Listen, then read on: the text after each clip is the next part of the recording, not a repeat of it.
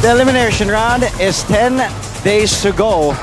At habang palapit na tayo ng palapit sa Final Four, hindi pa rin natin alam kung sino yung apat na kupunan na mapapabilang sa top 4 ng playoffs. Kayo po ay nakatutok sa National Collegiate Athletic Association or NCAA, live and exclusive sa SNA. The Blast Brothers are ready and hoping to get back to the Final Four.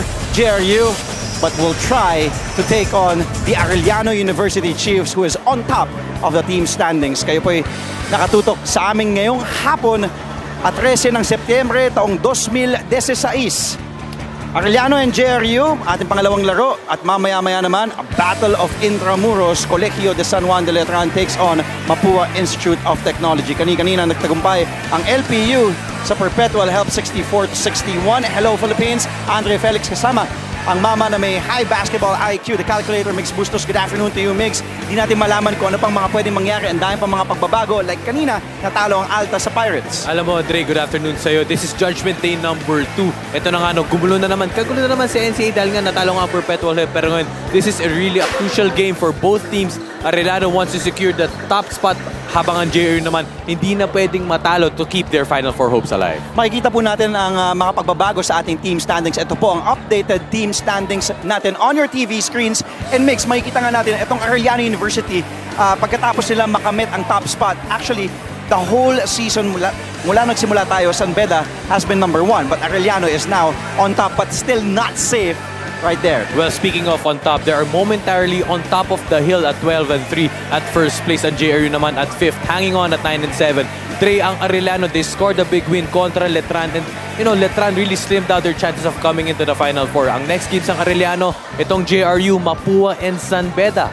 And of course, if Arellano wants to get that twice to beat advantage, Dre, they have to win either today or ang laban nila kontra Mapua, but they have to win against San Beda. Kasi ang importante dyan, mag 14-4 sila, mag 4 losses, habang i-push down nila ang San Beda to 5 losses, and can put them to a 14-4. And for San Beda, they have to win versus Perpetual. For Perpetual naman, but not lose to Arellano. So medyo meron tayong konting tongue twisters dyan ng konti, but importante lang para sa Arellano is just to go at 4 losses. For JRU naman, it's a must win today. At the best, they can go at 11-7. Makikita natin, Mapua is at 9-5, but they have to lose at least twice for at least a playoff spot, a playoff matchup, para parehas silang mag 11-7. Pero ito nga, JRU, napakalungkot dahil nakaasa sa ibang teams ang kanilang chances to make it to the Final Four. But either way, both teams must win today. Ngayon naman, pag-usapan natin, balikan natin yung unang beses na nagkaharap ang dalawang koponan na ito. That was way back in August 5. So mahigit isang buwan na ang nakalilipas, kung saan it was all Arellano. They won. Final score was 89-69. Arellano's transition game, Migs, was just in full swing in that game. And the Chiefs actually led from start to finish and had a lead even as much as 28 points. Alam mo nga, Trino, kung ito nga Arellano and JRU, ito na nga nabuong rivalry ng parehong kupunan. In Season 90, they were the Final Four matchup. In Season 91, they had the double overtime classic. Nung round 1 naman, yun nga, nanalo ang Arellano by 20 points. Arellano dominated every aspect of the game. Whether fast break points pa yan, turnover points, points in the paint, and even perimeter points, 29-15. They were strong at the start of the game pa lamang. They outscored JRU in the second quarter, 27-13, and Halanot, Salado, Flores combined, pinagsama mo with more than half of their production para sa Arellano for 48 combined points. We've been saying this whole season long, and not even us, kahit yung mga ibang analytico sa basketball, ay sinasabi Giovanni Halalon, the bus driver, is arguably the best point guard in collegiate basketball in the country. But I ask you this, Migs, siya nga ba talaga ang the best of the best in the NCAA? Well, I could guess so, at least for the Season 92, because Halalon is the second guy leading the scoring, the first leading in assist, and also leading in steals. Ito si Giovanni Halalon.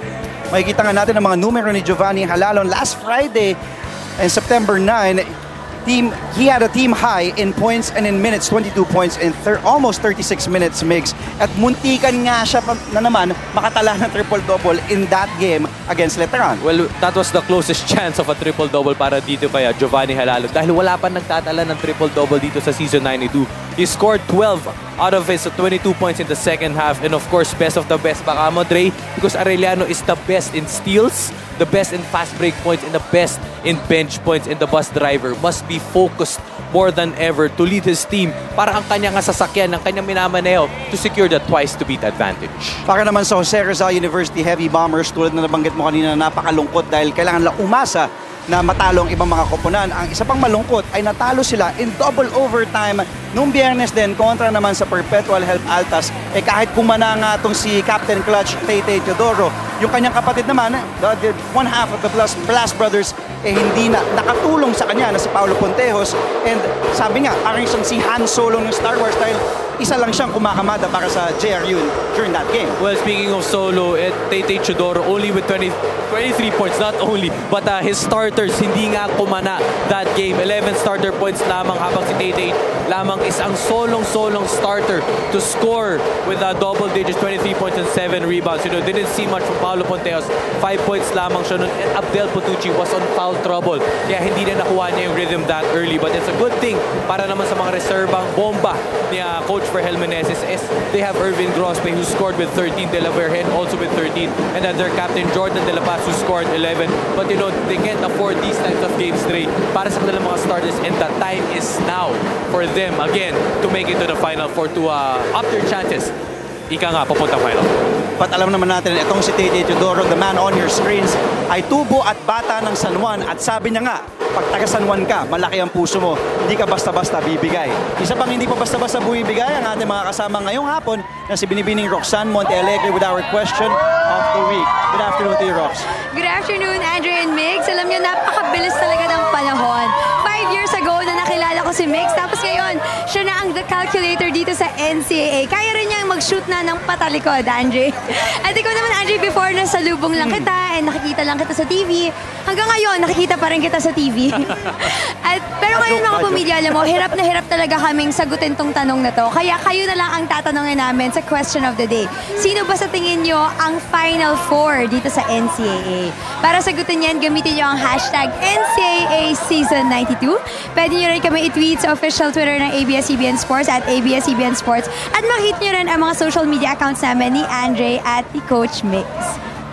Maraming salamat sa iyo, Roxanne, at mamaya babalikan ka namin with an update on our two teams na maglalaban nga ngayon, the Arellano Chiefs and the JRU Heavy Bombers. Gusto ko tayong tanungin, pero ayoko tayo put in the spot dahil hanggang ngayon, hindi pa nga natin malaman. Hindi pa natin sure kasi naman, no, talagang papunta talagang Final Four. It's a race. Talagang hindi pa natin ma-sure. Baka may pamagsabi tayo pa magkamali. 10 days to go. Magtatapos ang elimination round September 23. So 10 araw malalaman natin kung sino-sino ang mga koponan na mapapabilang sa Final Four. Sa aming pagbabalik, ito na po ang bakbakan sa pagitan ng Arellano University Chiefs at Jose Rizal University Heavy Bombers dito lamang sa NCAA sa SNA. Leading Arellano Chiefs.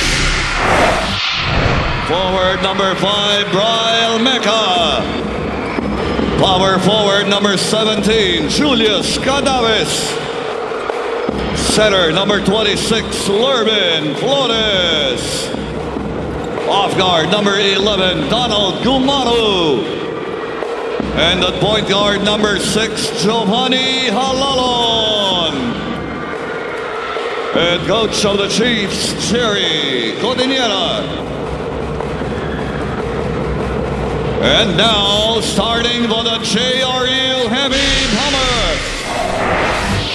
Forward number 6, Gio Laschetti. Power forward number 8, Mark Cruz. Center number 9, Abdulladif Putucci. Off guard number 5, Paulo Pontejos. And at point guard number 14, Tay Teodoro. Head coach of the Heavy Bombers, Ferhel Meneses. The referees were game number 79. Heavyweight versus heavyweight. Arellano kontra JRU, Giovanni Halalon kontra Tay Teodoro. Napakaraming mga matchups na natin ngayong Martes na hapon. Halalon will be joined by Brian Mecca, Lervin Flores, Donald Gumaro, and Julius Cadavis, while Tay Teodoro kasama kanyang blast brother Paolo Pontejos, Abdel Putucci, Gio Laschetti, and Mark Cruz. Officials for today? Arnolfo Bermeo, Brian Cabanyag, at Garchi Ferrer. JRU in navy blue and yellow, habang Arellano in gray and blue. Andre Felix with mixed bustos. Alalon starts off firing to begin the first mix. Well, heavyweight nga, no, parang Ali Frazier itong matchup na to. Talagang kailangan, for both teams really to play their best games today. JRU now will set up their offense. Halalon is on Chodoro. Putucci kontra kay Flores, and Halalon doing what he does best, which is to steal the basketball. Here he is, the bus driver, tumuloy-tuloy. Arellano, Dre, doing what they do best. They're the number one fast-breaking team dito sa ating liga. Averaging itong Arellano with 15 fast-break points per game. Talagang pedal to the metal right away for Arellano. They have to convert to this sequence. Gumaru using that cadaver screen. Again, the spin by Gumaru. Over Putucci using the glass. Donald Gumaru scores the first basket, but masama yung bagsak niya. Medyo iniinda niya yung kanyang kaliwang binte mix. Play resumes, and the show must go on. Ika nga, Putucci finds a cutting Mark Neil Cruz. So, jab for jab right away. Punto for punto. Hindi pa patalo kaagad ng JRU. Mecca. That time, Mentes. 2-2. Pinag-uusapan natin. These two teams probably evenly matched. Magandang mga matchups. Let's also talk about the two coaches as we take a look at Paolo Ponteros. Ilista mo na. Unang basket niya doon. Of course, you have two legendary coaches as well na played in the 90s at during their prime. You have Jericho Deniera on one end, the defense minister, kontra naman sa aerial voyager, Vergel Meneses. Well, syempre, kahit magkaiba ang posisyon nitong dalawang ating legendary coaches, talagang patuloy naman. Kung di sila nagpatalo noon, talagang patuloy na hindi sila magpapatalo ngayon. Lalo na, napaka-crucial itong dalawang larong. Itong larong ito para sa dalawang kupunan. Makikita natin yun, yung unang attempt ni Ponteos. Another one-hander, tapos on that try, tinatakbo na naman ni Halalon. Giovanni, all the way, and the bus driver scores his first 2 points. Parang ang dali ng fast break dito kay Giovanni Halalon. He can just use, his deception skills. He can just deceive you left and right. Biglang suscoop siya dun sa ilalim.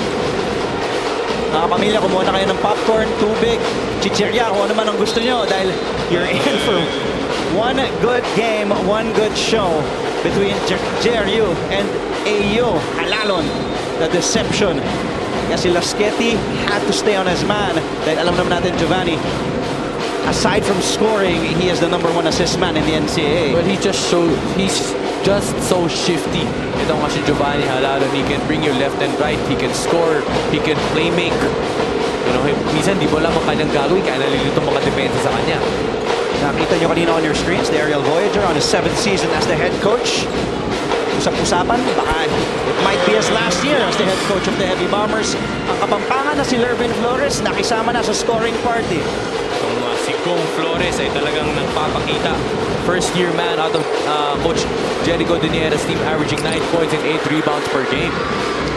Nakita nyo din kanina on your screens, si Defense Minister Jerry Codiniera. Pumikada na naman si Giovanni Halalon to give AU a 4-point lead. Well, similar to what they played contra Letran. Wasted no time right away. Scored at will. First quarter pa lang itong Arellano. Chodoro, that time he misses from the outside. Lasqueti back again to Chodoro for three. Yes! Back sa tres for Tay Teodoro. Tay Chodoro off that second chance points. Pagbitaw na doon, tumalikod na nga siya. Alam na nang papasok dahil diretso yung tira niya. At kita mo yung kumpiyansa ng kanyang mga kapag-mix. Mintis siya sa una, binigay pa rin kay Chodoro. At alam natin si Tite, kahit nga daw sa logo ng Philwell Flying V Center, ibabato at ibabato niya. Tingnan mo to, Dre, off that replay, yes para sa tres, makabaril yan. Tabahan nga ako eh. Ouch. One of the most fun players to watch in collegiate basketball in the country. Cruz, gusto ibigay kay Putucci. Bad entry pass, holding foul, ito tawag kay Gong Flores. That will be his first.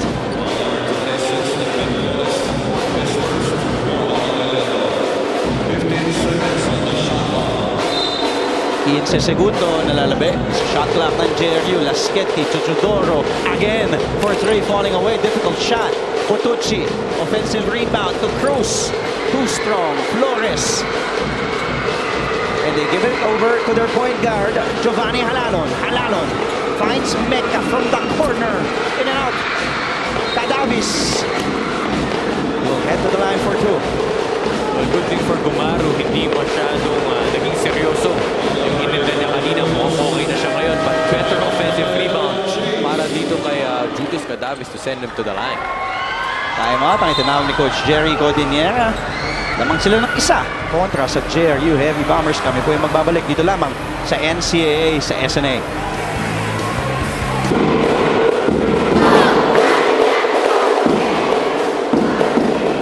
Welcome back mga kapamilya dito sa NCAA Season 92 only on SNA.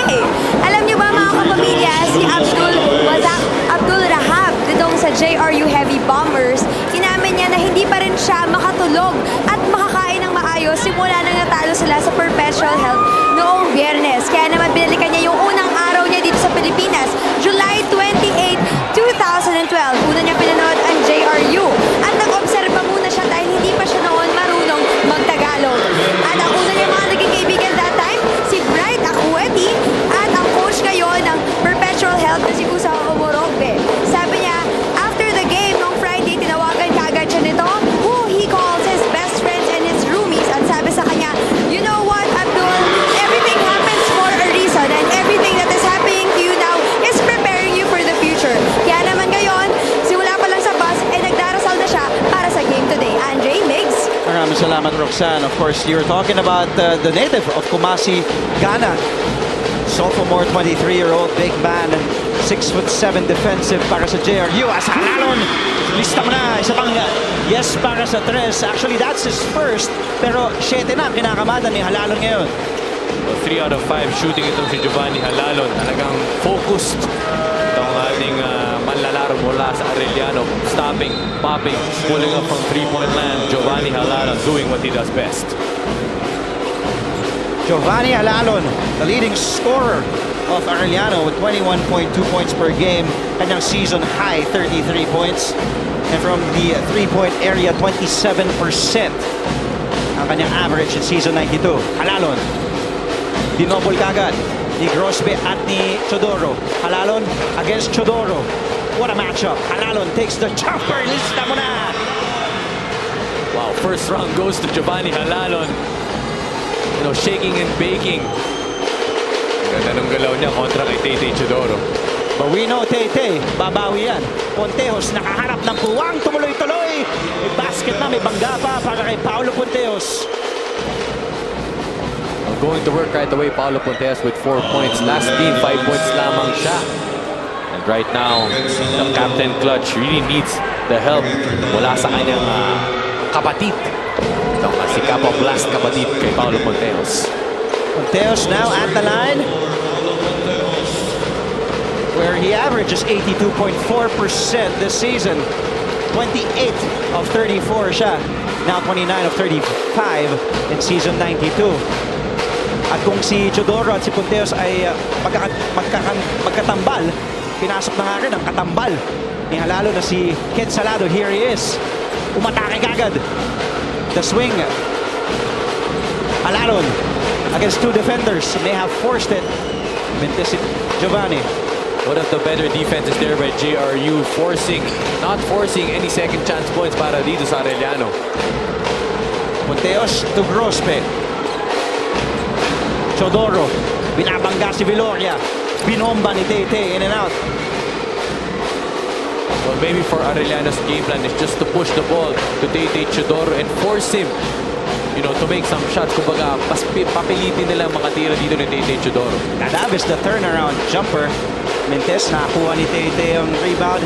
Pontejos looking at the game clock. Under 4 minutes to play. On this high-tempo, fast-paced game, Pontejos fires from the outside. Wala. Halalon looking up, as he always does. Salado. Binigay kay Viloria sa gitna. Putucci. Over to Pontejos. Grosbe. He has that jumper in his arsenal, but that time he misses his first attempt. Arellano again for 3. Loose ball goes to Puentejos. Well, 4 straight possessions para sa parehong kupunan na wala pang nakakapuntos dito. Medyo naipit tayo dun, Mix, sa 15-12 na score. Puentejos from way outside. Oh, may kasama pang awa, but that will be a 3 para kay Paolo Puentejos. Oh, miscommunication. Miscommunication between the Chiefs and Puentejos wanting to use the glass. Giovanni Arellano livid. Sabi na kay Salado, focus! Muntik sila dun. Would have been big. Yeah, wild sequence we just saw there. Holtz looking to go to Halalon. Giovanni behind the back dribble. Tumuloy-tuloy si Giovanni. And Halalon. See if he'll go to the line. Gio Losquet yung tinawagan ng foul. And Coach Vergel Meneses will call a timeout. As we see, Donald Gumaru, iniyeyelo na ang kanyang binte na iniinda niya kanina. Magbabalik po kami with 2:04 remaining in the first. Tabla po tayo, 15-15.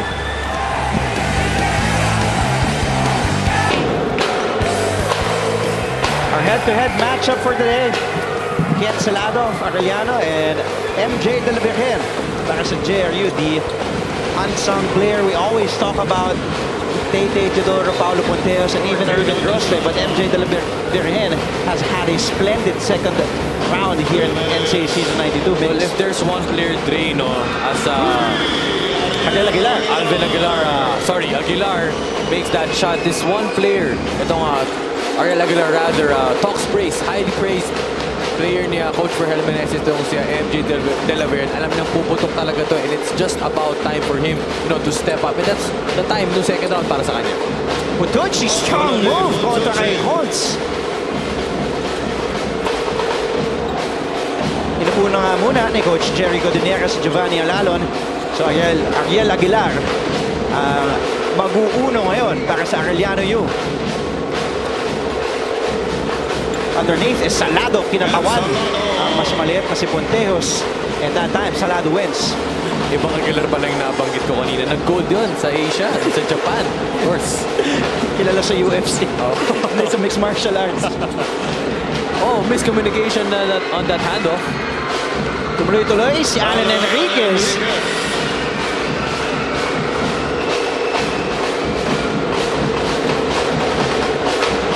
A lot, Dre, a lot of miscues right here na nangyayari sa ating first quarter. Talagang kailangan nila siguro mas mag-usap pa, lakasan pa nila yung kanilang mga boses dahil napakaingay dito sa Philol 5V Center.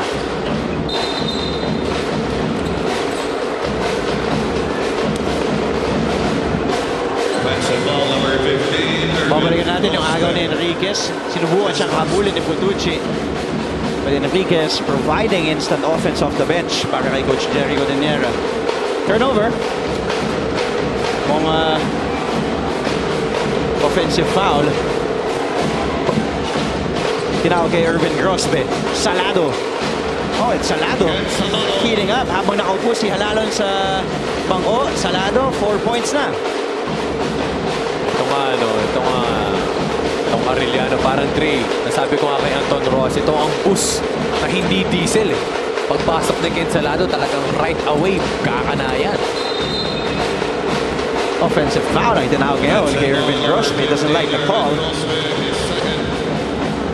Pangalawa na yan ni Grosbe. 5.7 seconds remaining in the first. Salado in full speed to Viloria to end the first quarter. At pagkatapos na napakabilis at exciting na ating unang yugto at first 10 minutes mix, kung saan pinakamalaking kalamangan ng Arellano was at 7. And then AU finished this first quarter with a 9-2 run, kung saan lamang na sila ngayon ng 7 muli, 24-17. And Giovanni Arellano leading the Chiefs with 9. For JRU, they tried to answer back. Puentejos also had 8 points para sa Heavy Bombers. But Ken Salado, sabi niya kay Arellano, partner, nakaupo ka, ako muna bahala sa'yo. Second quarter coming up dito lamang sa NCAA sa SNA.